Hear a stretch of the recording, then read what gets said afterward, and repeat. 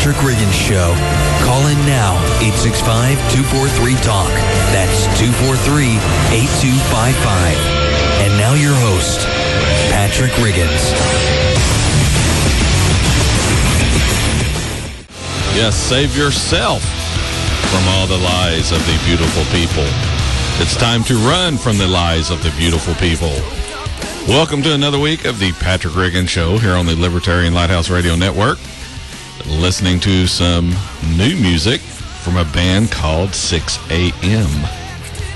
A song encouraging you to stand up and stop believing the lies being told to you by the so-called beautiful people, those people in media and politics whose business it is to lie to you, to propagandize you.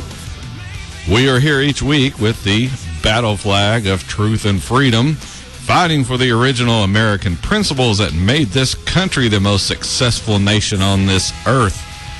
We are leading the charge from our home station here in Knoxville, Tennessee. That station is 100.3 WNOX. If you're sitting out there thinking, hey, Patrick, I want more. Hey, Patrick, I want more. There. Is that the voice in your head? Does it sound just like Tori? Well, if hearing me isn't enough and you want more, you can go you can go to the website here, the station's website. Here at the Patrick Riggins Show, we're the obliging sort. So just bring up that website and type in, or bring up your web browser and type in WNOXFM.com. We're there. What you'll see is a live video, but not live audio from the in-studio webcam. Read our lips.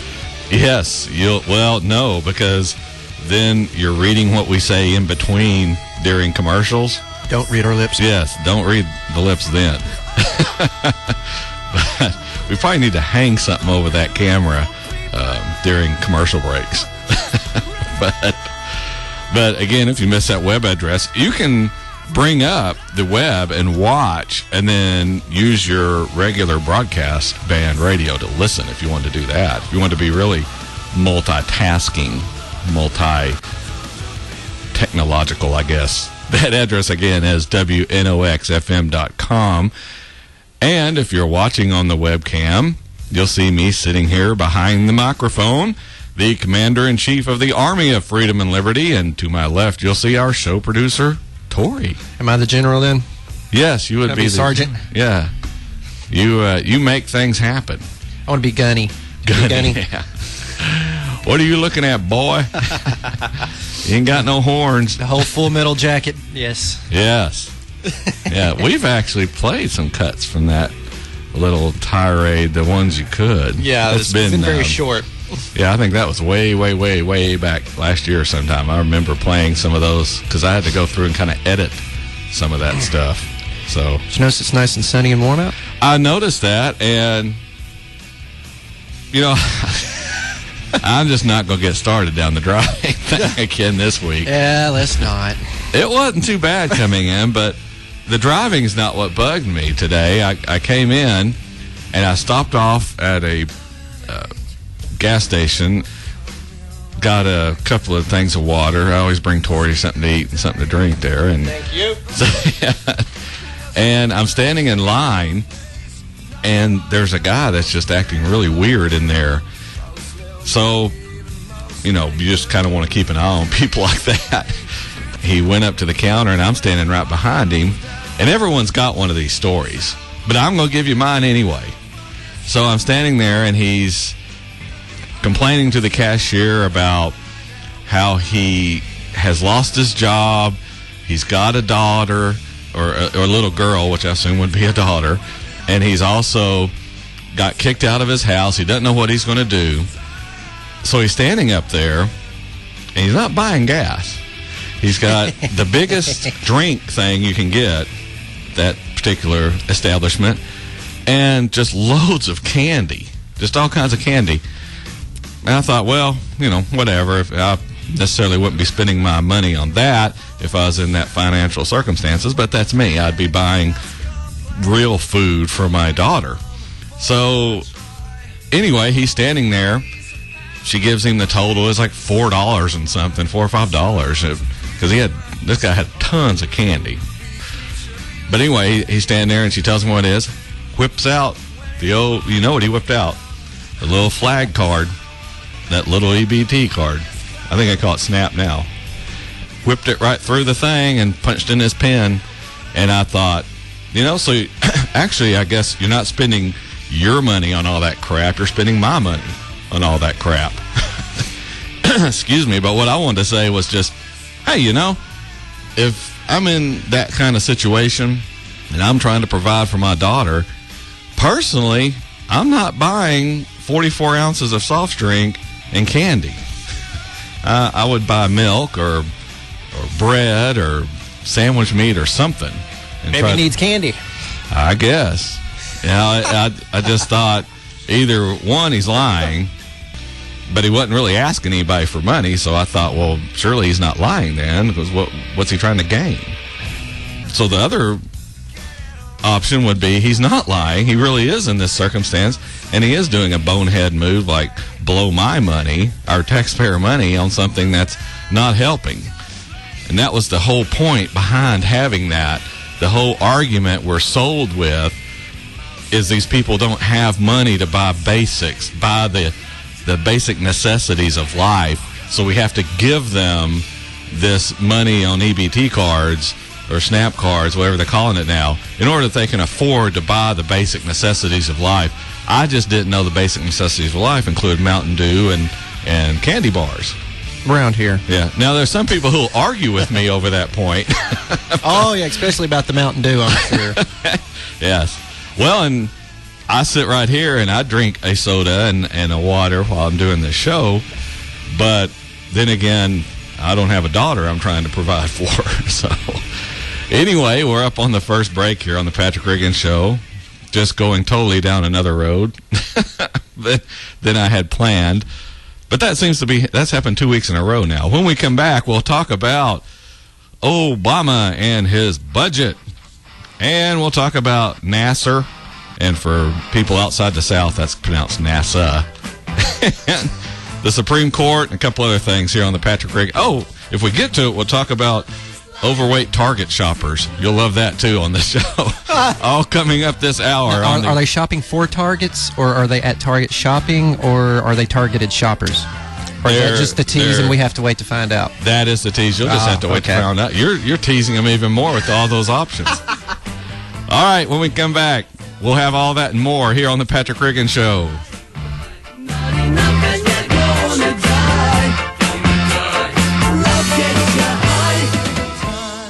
Fighting for freedom, liberty, and the restoration of the Constitution. The Patrick Riggins Show. Call in now at 865-243-8255. That's 243-TALK. And now your host, Patrick Riggins. Welcome back to the manly Patrick Riggins Show here on the Libertarian Lighthouse Radio Network. Just got Tori sold on that song now. That's pretty cool. He liked that song coming in. Oh, man. Now you're mine. That's from a movie. If you want to find out what that is, just do a search for, what's their names? Matt and Trey, the guys who did South Park. If you do just a search for Now You're a Man, you'll find the name of the movie, and you can watch it. Just don't judge the movie by the name. It's a good one. All right. This segment, I'm going to get into this thing with the president. He's been revealing little details about his upcoming budget, and even took some time during his weekly address yesterday to offer a few clues as to what we can expect when the whole thing is fully released. Now, here is how he started his address this week. Our top priority as a nation, and my top priority as president, must be doing everything we can to reignite the engine of America's growth, a rising, thriving middle class. That's our North Star. That must drive every decision that we make. Now, he could solve this problem real quickly if he really wanted to. Just get the government out of the way. Or reduce government spending by 50% and watch America grow. But they don't want that. It's like when you're watching an old 80s scary movie and some crazy person is running around a co-ed camp, offing kids right and left. When if just one of them had a gun, the movie'd be over in about 5 minutes. You know, it's a scary, crazy man with a knife and a chainsaw is trying to kill me. Exactly. Bam. Yeah, woman pulls out. Bang. Dead, crazy, scary man. Movie's over. Roll credits. Yeah, thanks for attending. See you next week. So, anyway, the president went on to actually lie about his budget projections and how his budget will reduce the deficit and grow the economy. Now, I'm not even going to bother playing them because, frankly, I'm getting sick and tired of listening to this. Let's just call it what it is. It's a seemingly psychopathic liar hell-bent on turning this country into a government-run work camp, which, if you get right down to it, that's what these people who think they are elite, the rulers of the rest of us, that's what they want. A class of Americans who go to work, pay burdensome taxes, and live how they say we should live. They don't really want people. They want cattle. You know, if you think about it, that's what is really going on. They want to build barns to house us. They want to pick our food and feed us. They want to load us onto cattle trailers and haul us to market. And in the end, when we're no longer productive, they're going to slaughter us. Now, just think about that for a second and see how correct I am in that. They build barns for us through housing projects, through forcing banks to loan money to people who can't pay it back. The government has all sorts of housing programs for us, the American citizen cattle. The government wants to be able to pick out our food and feed us on what it thinks we should be eating, just like a farmer does with his livestock. Heck, they're already doing it in New York City. And the government can further manipulate your diet through the new health care law.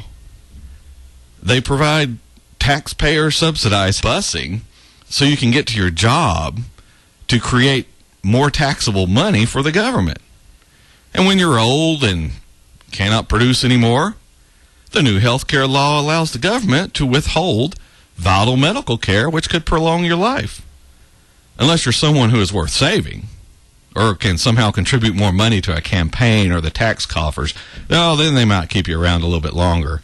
Here's another, getting back to that, to address, here's another clip from that. And will enact common sense tax reform that includes closing wasteful tax loopholes for the wealthy and well-connected. The well-connected people have been getting away with stuff. You mean like Solyndra getting a $535 million taxpayer-funded loan from the government? And now, since it is bankrupt, instead of the taxpayers getting first dibs on that liquidation money, a key Obama supporter who also invested in the company, he's getting his money back first. That guy's George Kaiser. He's a billionaire from Oklahoma. He was a key bundler of donations for Obama's 2008 campaign. He gets his money first, before the taxpayers. That's us, by the way. We have to take whatever's left over. Is that what you mean by well-connected people taking advantage of the government, Mr. Obama? Well, sure it is. Every day, we should ask ourselves 3 questions. How do we make America a magnet for good jobs? How do we give our workers the skills they need to do those jobs? And how do we make sure that hard work leads to a decent living? Am I the only person who finds this offensive? How do we make America a magnet for good jobs? Simple. As I just stated, get government out of the way. How do we give our workers the skills they need to do those jobs? Again, simple, you don't. Educating citizens is not the government's job. You can't find it in the Constitution. And if it's not in there, then the government shouldn't be doing it. The reason why we don't want government educating our people is because there's too much politicizing of the education process. The government has to approve what you're being taught. And does that sound like a good idea to you? Letting the government decide what is taught to your children and what isn't? We all complain about it, sure, and then turn around and send our kids to government schools, where they're taught to be good and compliant citizens, taught the correct way to think, the politically correct way to look at the world. Does that sound like something you want your kids to be indoctrinated with? Well, they are. That's what's going on in government schools. Oh, but Patrick, you say if you take the government out of schooling, if you don't have mandatory schooling, our children are going to fall behind the rest of the world. You mean more than they are already? Students in Latvia, Chile, Brazil. Now, I know some people who went to government schools, is going to be hard. You're going to have to look on the globe and really find these places. But people in those countries are making gains in academics 3 times faster than American students. For those of you who can't quite get a grasp on that, or for the guy I saw this today on the way in the gasoline store, if you have 1 candy bar, they have 3. That's how you can think about that. Students in Portugal, Hong Kong, Germany, Poland, Liechtenstein, Slovenia, Colombia, and Lithuania are making gains in academics at twice the rate of American students. Our American students ranked 25th in math, 17th in science, and 14th in reading. Only 6% of U.S. students scored at the advanced level on the PISA 2006 math exam. 12 other countries had more than twice the percentage of advanced students than the United States. It doesn't sound to me like the government education system's working. But the solution, according to the government and the teachers' unions, is to throw more money at it. And just like Solyndra, throwing money at a bad solution doesn't make it a good solution. It just makes the bad solution even more expensive.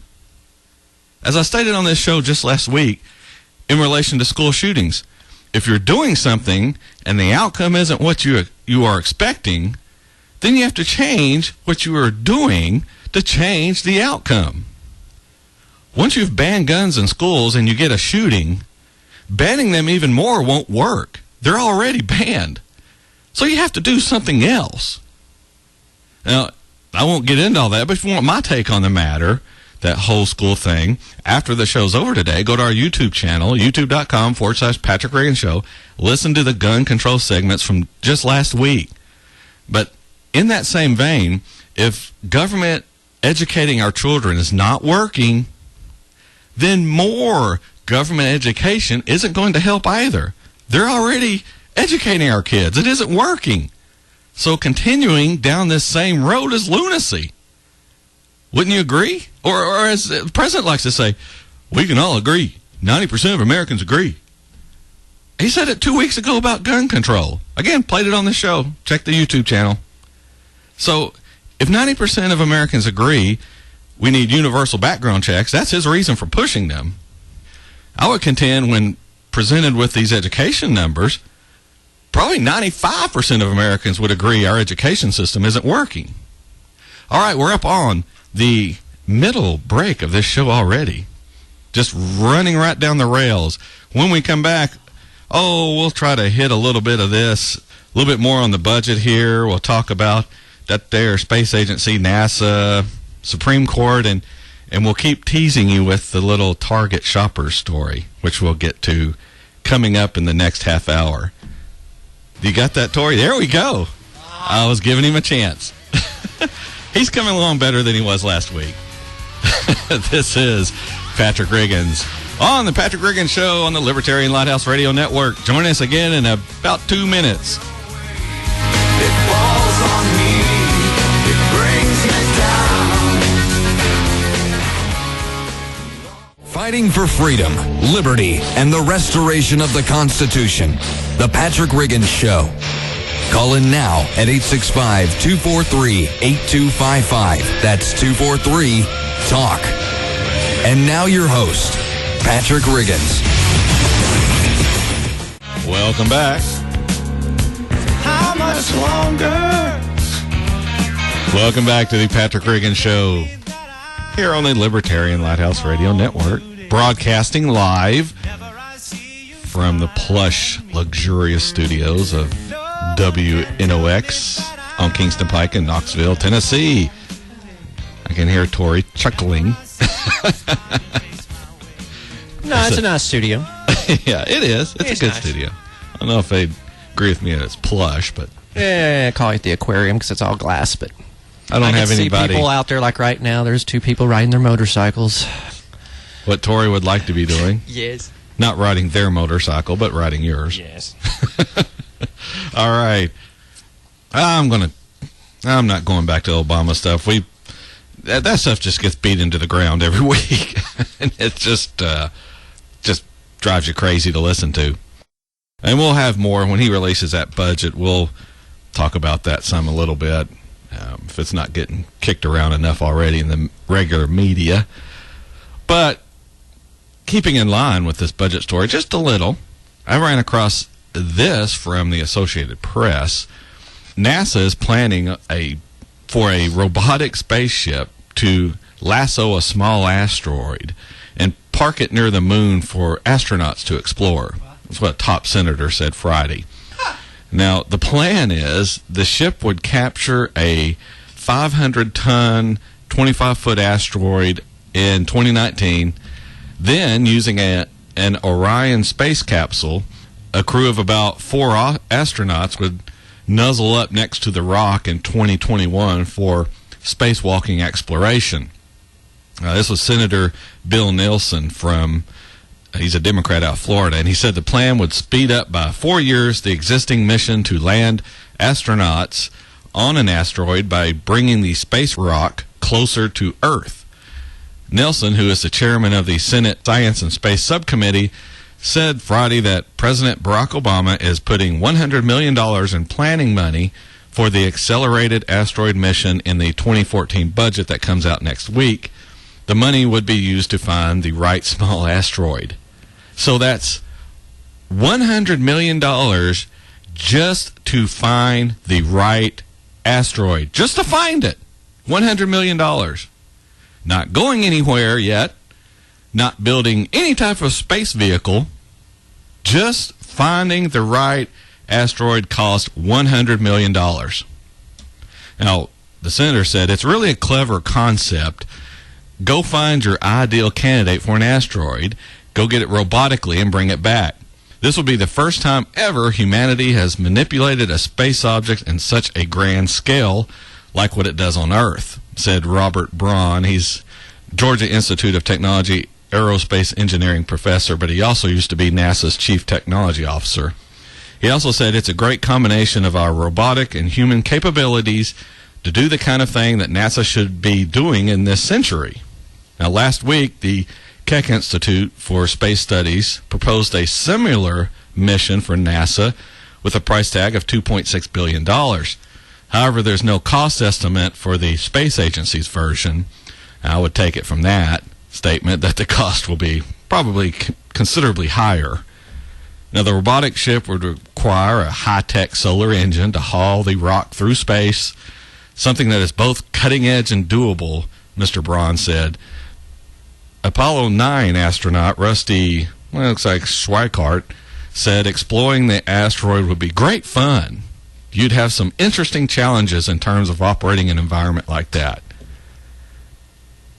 All this I got to read to just to ask, do these people watch the news?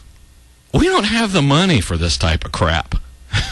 We're in trouble spending money we don't have already. The Democrats talk about it. The Republicans talk about it. Even the president talks about it. But we are wasting money on this type of thing. $100 million just to find the hunk of rock we want to use. Just to find it. And cost estimates right now are at $2.6 billion.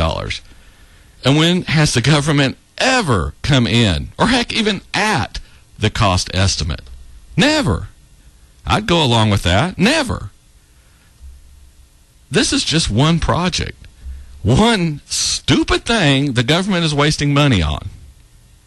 To paraphrase James Madison, I cannot undertake to lay my finger on that article of the Constitution which granted a right to Congress for expending on objects of benevolence the money of their constituents. or in this case, dubious space projects. As I talked about on a past show, this is why I cannot go through and list waste in government, because nothing is ever done about it. Nothing. We cry and complain, and then vote the people approving this stuff right back into office. Why do we do that? Because the heck that the other guy or gal wins and gets into office. If that happens, we'll all run off the cliff. Here's a news flash. We're already off the cliff. We went off the cliff years ago. The solution now is to try and soften what is already going to be a rough landing. One real quick way to start turning all this around is getting involved. Yes, Patrick preaches this over and over. If you sit around and complain, if you don't make any effort to defeat these people voting for this stuff, nothing is going to change. And before you say it, putting the other party into office won't work. We've seen it. To use the analogy I just used, ban guns on campus, have a shooting, let's ban guns even more on campus. That's not going to work. They're already banned, and we had a shooting. You have to seek a different solution. Put Democrats in office, spending goes up. Put Republicans into office, spending goes up. We have to fix the problem of spending going up. Now let's see. We put the Democrats in, spending went up. We put the Republicans in, spending went up. Is the solution to put either one into office again? No! We have to try something else to fix it. The overspending grass stain is still on our clothes. We tried the Democrat detergent. It didn't work. We tried the Republican detergent. It didn't work either. So do we go back to the Democrat detergent? Do we just try more of the Republican detergent? Maybe we didn't let it soak long enough. Maybe we used the wrong wash cycle. No, in all these years, I think we have exhausted all of the options these two parties offer. Neither one has worked nor is working. It's time to change what we're doing. It's time to start putting libertarians into office to see if they can fix things. Wouldn't you agree with that? Or as the president likes to say, most Americans would agree. If something isn't working, doing more of it isn't smart. It isn't the intelligent way to go about things. We have to try something else, evaluate the outcome, and determine the course of action from that point.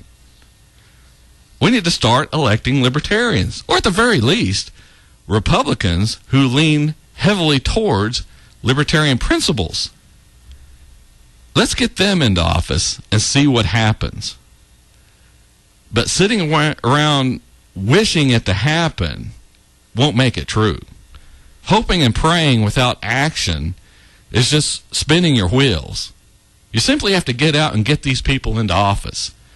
Just look at the Tea Party. That's what happens when people get together, get a good leader, and forge ahead to create change. The only problem is, after those elections where the Tea Party did really well, we all got lazy. We patted ourselves on the back and stopped working. We expected this to be a one-time thing. And as I've demonstrated on this show week after week, this isn't a one-time thing. Unfortunately, this is a lifetime thing. We're up on the last break here on the Patrick Riggin Show, speeding along. When we come back, we'll talk a little bit about the Supreme Court, and we'll get to that Target shopper story that Tori is just sitting here on the edge of his seat waiting on. When we come back here on the Patrick Riggin Show. Swim out past the breaker, watch the world die. Fighting for freedom, liberty, and the restoration of the Constitution. The Patrick Riggin Show. Call in now at 865-243-8255. That's 243-TALK. And now your host, Patrick Riggins. Welcome back to the Patrick Riggin Show. Coming in with a little Soundgarden there. Fell on Black Days. Not what we do here. Every day here is full of bright, sunny happiness. Yeah. That's it. But as soon as we leave here... Yeah. All right. This last segment, what I want to get to real quick, this is something that I ran across on a website is a column by Steve Palmer, and it's called The Supreme Court's Game of Thrones. It's on a website called the 10th Amendment Center. If you want to go out and read some of the stuff they have on there, it's good stuff. The column begins with, here in America, more than 300 million people obey the laws which are brought to life by just 436 people and ultimately adjudicated by just 9 others. Mr. Palmer is, of course, referring to Congress and the Supreme Court. This would not be possible if the 300 million refused to comply, and that would be the us as citizens. So why do we comply even when we may disagree with a certain policy? Because we've been brought up to believe that nearly all power resides in Washington, D.C. Unfortunately, this belief is incorrect. For most powers, we should be looking to the state capitals. James Madison told us the truth of the matter quite clearly in Federalist number 45. We stated, the powers delegated by the proposed Constitution to the federal government are few and defined. Those which are to remain in the state governments are numerous and indefinite. The former will be exercised principally on external objects, the former being the federal government, such as war, peace, negotiation, and foreign commerce, with which last the power of taxation will, for most part, be connected. The column goes on to state, unlike many today, Madison, who is known as the father of the Constitution, believed that Washington's powers are few and defined, exercised principally on external objects, which we just named, war, peace, negotiation, and foreign commerce. He also believed that numerous and indefinite powers reside with the state governments. Now, this understanding is confirmed by the 10th Amendment to the Constitution, which states, the powers not delegated to the United States by the Constitution, nor prohibited by it to the states, are reserved to the states, respectively, or to the people. One of Mr. Palmer's arguments in this column is the Supreme Court has been running outside its boundaries, much like Congress has been doing. One of his examples in this column is the Obamacare ruling, where he states, how can we explain this summer's Obamacare decision, which claimed that the penalty if someone declines to buy health insurance from a private company is simultaneously both a tax and not a tax? How do we explain the fact that the Supreme Court has, without ratification by the states, adopted an ad hoc constitutional amendment process known as the, quote, living Constitution? If the American people didn't believe that power resides in Washington, would we do anything other than laugh at this nonsense? The court gets away with this absurdity only because we believe that the court has the power to do it. The reality, though, is that we have the power to make them stop. The Declaration of Independence tells us so. And he quotes part of it. Governments are instituted among men, deriving their just powers from the consent of the governed. Unfortunately, as a society, we continue to consent to nonsense. By now, the solution to this problem should be clear. In 1811, Pennsylvania's own legislature told us what it was. And he quotes from this, which is, should the general government in any of its departments violate the provisions of the Constitution, it rests with the states and with the people to apply suitable remedies. Mr. Palmer continues in this column, it is time now for the state governments to reclaim the numerous and indefinite powers which have been reserved to them. It is time now for the state governments to apply suitable remedies. It is time for our society to believe that ultimately all power resides with the people, not with the supposed great men in Washington. Here is the plain fact. We the people made an agreement through our state ratifying conventions that we would follow the Constitution. The Constitution that we agreed to follow doesn't say a word about who gets the last word in interpreting a law. Is it a state? Is it an individual? Is it the Supreme Court? Is it the new Pope in Rome? The Constitution doesn't say. And the fact it says nothing specific means that the 10th Amendment applies. Again, the 10th Amendment stating the powers not delegated to the United States by the Constitution, nor prohibited by it to the states, or reserved to the states respectively, and to the people. This power was never delegated to the court. Therefore, it is reserved to the states and the people. Under the U.S. Constitution, we can argue over whether the state government or the people get the last word. But the Constitution's silence on the matter makes it quite clear that the federal government does not get the last word on interpreting a law. We, not Washington, are the ones who are empowered to decide when a law violates the Constitution. Again, that's a column from the 10th Amendment Center, and they have a website. I believe it's 10thamendmentcenter.org, but you can Google 10th Amendment Center and get all kinds of good columns there. Oh, Tori's giving me the 3-minute. And I promised him we'd get to this Target shopper story. But go out and read some of their stuff on that website. And that's the kind of thing that makes you realize we've been sold a bill of goods as far as what we're being taught, where power resides in this country. It ultimately resides with the people. And if you want to listen to some of our thoughts on that from the radio show, again, you can go to our YouTube channel and scroll back through the archives, and you'll find all sorts of stuff on there. But we're getting to this Target story real quick. Shoppers at a Target store in Brooklyn say a label that listed the color of a plus-size dress as manatee gray was insulting. The label for the same dress in smaller sizes described it as dark heather gray. So apparently if you buy the bigger plus-size dress, you're buying it in manatee gray. Target apologized for the label. Michelle Ho, shopping at the store at Atlantic Terminal Mall, told the New York Post that Target was putting down one set of people over another with the different labels. You know, it'd be interesting to get her thoughts about a government that does exactly the same thing. But back to the story. Spokeswoman Jessica Dede called the labeling of the Mossimo brand women's plus-size kimono maxi dress, that's what it is, an unintentional oversight. She said although manatee gray was a seasonal color, Target was fixing the discrepancy.